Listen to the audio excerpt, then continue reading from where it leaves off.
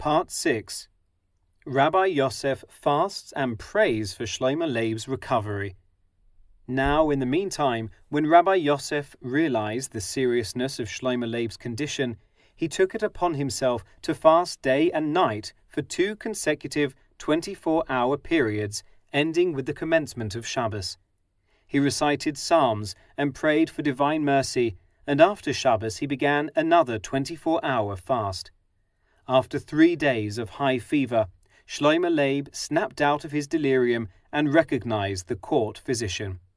However, when, in an effort to comfort him, the doctor told him that in a day or 2 his wife will come to visit him, he became very emotional and slipped back into his delirium until he just lay there motionless like a block of wood. Meanwhile, news arrived at the inn of the accident in which the patient's wife and son had drowned when their boat capsized. Hundreds of peasants were searching the length and breadth of the Vitba River before it flowed into the larger Dvina River. As of yet, the bodies had not been recovered. The doctor told the innkeeper that the patient is worried about his wife and son, and that he must love them passionately. He speculated that this must be the reason for his regression, because when he tried to comfort him that tomorrow or the day after they would visit, he began to sigh and moan and lost his senses. He tried to revive him with strong medications, but nothing helped, and he fears that these are his last hours on this earth. Therefore, he must urgently send a courier to the court of the Count informing him of the situation.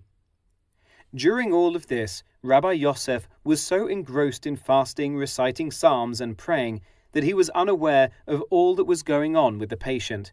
When the innkeeper told him what the doctor said, Rabbi Yosef immediately realized that Shlomo Leib was getting agitated at the mention of his non-Jewish wife and child. He turned to the doctor and asked if he could visit the patient to perform the last rites of confession, being that he is so close to death and any moment could be his last. The doctor looked at the rabbi in astonishment and, as if talking to himself, said, "The patient is laying there like a block of wood, and this old man wants to perform the rite of confession with him."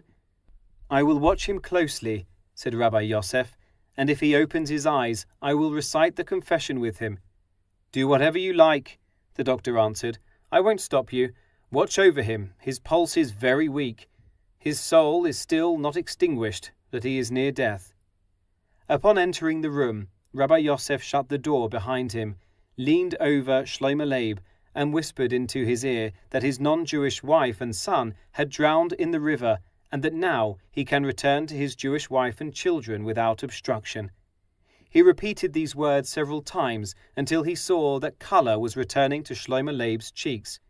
He repeated his words several more times.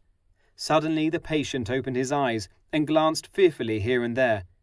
Rabbi Yosef told him what had happened to his wife and child, and that he still could fulfill the mitzvah of tefillin, as the sun had not yet set. In the evening, when the doctor returned to the inn from a long stroll, he was shocked at the sight that lay before him. The patient's bed was in the middle of the big public room, and surrounding it were Jews sitting and standing, engaging in eating and drinking. He looked on in bewilderment. Recognizing the doctor's puzzlement, the innkeeper rushed to him and explained that the patient had suddenly opened his eyes and asked to be moved to the public room. He also requested that all the guests at the inn should taste something and bless him. The doctor approached Shlomo Leib and felt his pulse. He then requested that a courier be sent post-haste to the court of the Count with good tidings of the patient's condition. He told Shlomo Leib that in a matter of a few days he could travel home, and that he himself would be leaving early next morning. In the morning, Rabbi Yosef prepared to leave and return home, but Shlomo Leib pressed him to stay. He said that since Rabbi Yosef was the only one who knew his secret, therefore he should help him fulfill his oath to return to his Jewish wife and children. He asked that because he is still weak, Rabbi Yosef should wait until after Shabbos, and that in the meantime they should discuss what arrangements need to be made. Rabbi Yosef agreed.